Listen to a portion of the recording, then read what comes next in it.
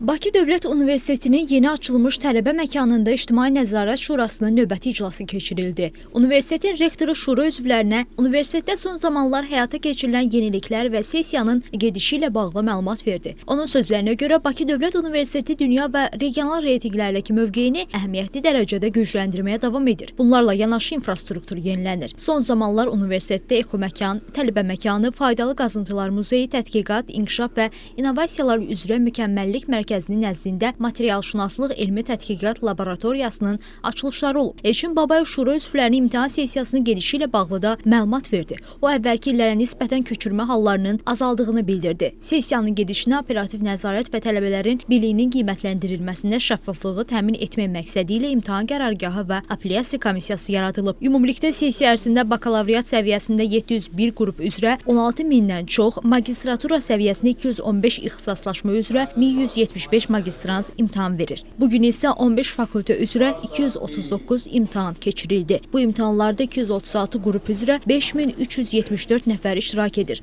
İclas zamanı İctimai Şuranın üzvləri tələbələrlə görüşdülər. Tələbələrin sualları cavablandırıldı. Təkliflər dinlənildi. İctimai Nəzarət Şurasının üzvləri yaz semestrinin imtahan sessiyasının gedişatını izləyiblər. Düşünürəm ki, bugün 20 mindən artıq kollektivi olan bir universitetin nailiyyətləri çox təqdirə layiqdir və bu istiqamətdə də ciddi addımlar atılmaqdadır. İmtahanların gedişatı da bütün qaydalara uyğun olaraq, qanunlara uyğun olaraq aparılır və tək bugün 5000-ə yaxın tələbə imtahan verir.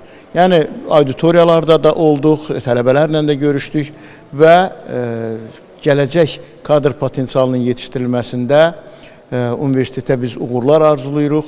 Daha sonra şura üzvləri faydalı qazıntılar muzeyində oldular və yeni fəaliyyətə başlamış muzey barədə onlara ətraflı məlumat verildi.